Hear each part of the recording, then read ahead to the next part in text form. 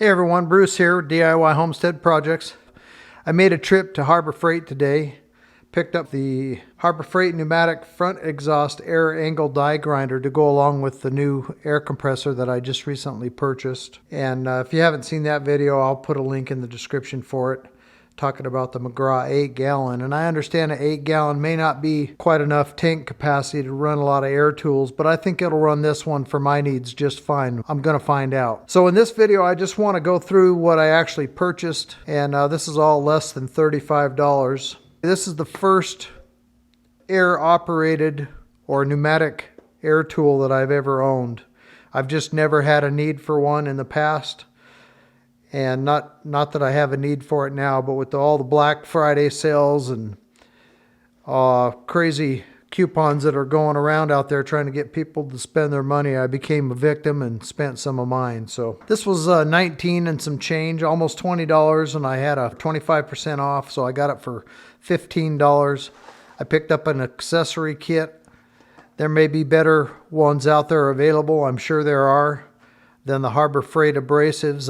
I've used them in the past and still use them today. I've learned that they're not necessarily the best, but they're definitely probably the cheapest. But really what I need is this attachment, and I can buy some different brand abrasives if I need to in the future. But I'm going to see how this one does. This whole kit was 12 or 13 bucks, I think. I bought myself a bottle of Central Pneumatic oil for the air tool. That should last me a long time. We'll see. I think you just need 3 or 4 or 5 drops in the tool daily prior to use. But anyway, let's open this thing up, see what it came with. The Harbor Freight Central Pneumatic front exhaust air angle die grinder. I watched a lot of reviews and I understand, I mean, this isn't the first Harbor Freight tool I've ever purchased, but it's pretty cheap. I watched a video of a guy that had one for 18 years and it's still running strong. So I think this will work good for me. We'll see.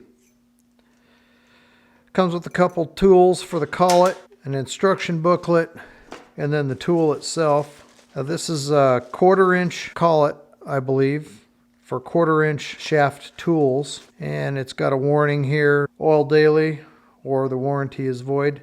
The guy I watched on the video had it for 18 years. He says he never oiled it.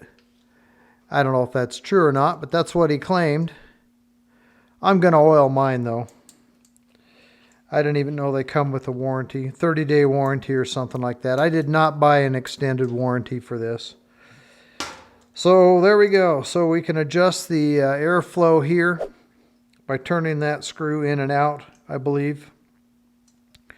And I'm not going to get into the technicalities of this, but in this head, there should be some grease. So I'm going to pull this apart and have a look. I'm going to grab a couple wrenches and see if I can figure out how to take that apart. Maybe I don't want to. There is also a grease zerk right here. So if you have one of those needle or a tube or something, you can squirt grease in there. Maybe I'll just try to do that. The ones I've seen have had very little grease. And I also watched quite a few where this, I don't know if you can see it, but there's a ring here. You can take a screwdriver and loosen it and pull it out, or go the other way to tighten it up. And that's come loose on several of them. And then the tool no longer works because the gears don't mesh. So that's going to be an important thing to keep an eye on. If that backs out, your gears are no longer going to mesh and the tool won't spin. The motor spins, I guess, but the tool doesn't. Let me have a look at this a little closer and I'll see if I can figure out how to take it apart. Alright, so I kind of torqued on things here a little bit with a wrench and everything is nice and tight, so I'm going to leave it alone. If this happens to work loose after I use it for a little bit and it quits spinning, then I'm going to take it apart and I'll check the grease at that point. So for now I'm just going to use the recommended oil, and I need to look in there and see what the instructions say. 4 or 5 drops, I don't know what it is. But if you want to set this type of tool up, it's pretty common that you're going to need a fitting like this. All you need to do is put some Teflon tape on it. Get a few wraps on there. So we've got that installed, and after reading the manual, it says to use white lithium grease in here every 3 months or so. Guess that depends on how often you use the tool. So I'm going to get a can of white lithium grease I can use to lubricate that. For the moment, I'm not going to worry about it. I'm not really going to use it. I'm just going to demo the tool and try it and see if it works. It says to use several drops of oil prior to use, and then maybe several drops after every hour of use. I doubt that I'll ever be using it for an hour consecutively.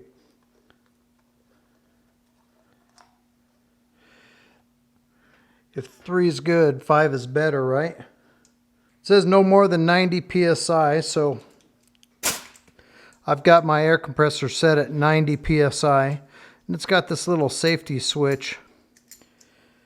I saw some videos of some of the guys just tearing that thing completely out of there. Also saw some where this pin comes loose. So we'll see how that holds up. For the moment, it looks like it's okay. And it's variable speed.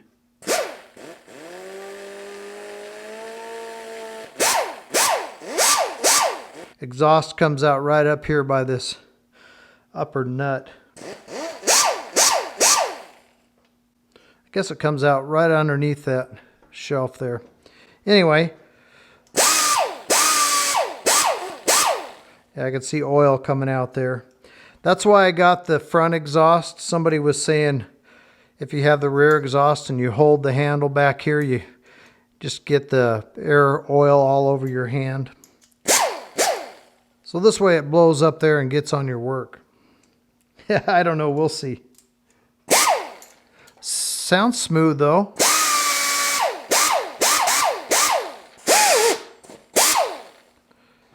Alright, I got a bunch of oil coming out. I'm going to wipe this off and then we'll set the tool up.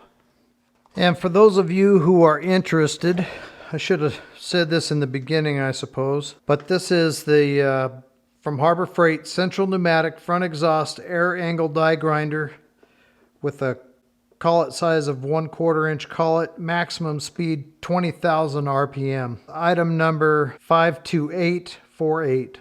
And you guys know that in order to open Harbor Freight tools, you're supposed to use the Harbor Freight scissors. And this one, for those who are interested, is item number 60753. So this just needs to screw in here, and I'll get a wrench, tighten this down. And then this is a threaded hole to where you can put these different pads in there. These have a little set of plastic threads, and I thought, man, this is pretty ingenious, whoever came up with this. I'm sure they have a name for that. I don't know what it is. So that just screws in there, and then you just go to town with it.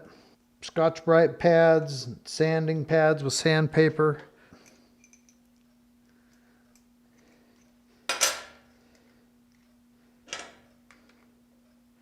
And I've seen guys having trouble getting their tool inserted into that collet too. So let's see what's going on with that. See, it's kind of pressed in there pretty hard. It's already kind of clamped shut. So pop that out.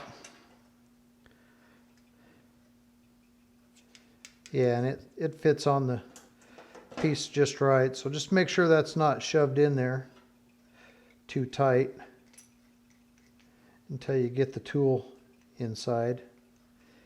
And then tighten it down and it should be ready to go.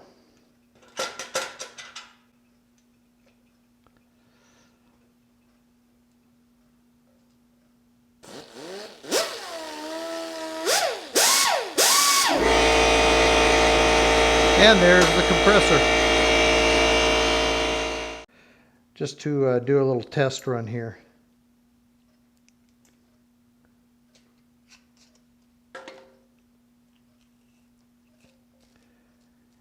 Now that compressor I got is only an 8 gallon, so that's one of the drawbacks of a small compressor is using air tools. They use up quite a bit of air and the thing will run it down and then it'll be running all the time. But all I'm doing is little things like this. This is just an example and I'm just going to be using it to clean and prep the surface that I plan to weld. So let's see how it does here. Plug your ears.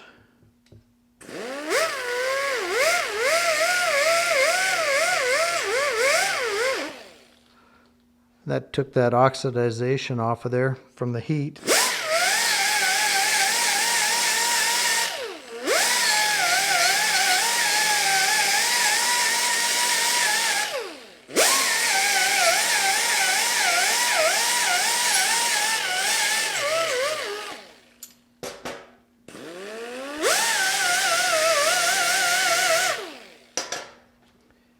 And it's still blowing out a lot of oil out the exhaust there. So I got plenty of oil inside the air tool.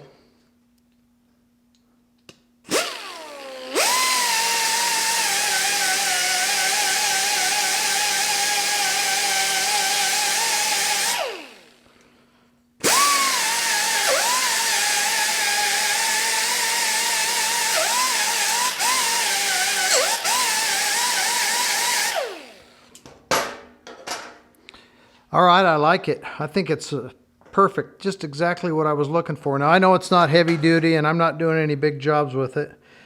If you're really into car auto body work or something like that, it may not be sufficient for what you're doing, especially with the 8-gallon tank. But for doing this, boy, that's just pretty darn nice. I really like it. If you have any advice for these pneumatic air tools, since I'm new to this, or saw me do something that's not right, or got any tips or suggestions, feel free to drop it down into the comment section and help me out a little bit on that for those of you who are experienced with those types of tools. We'll see you on the next video.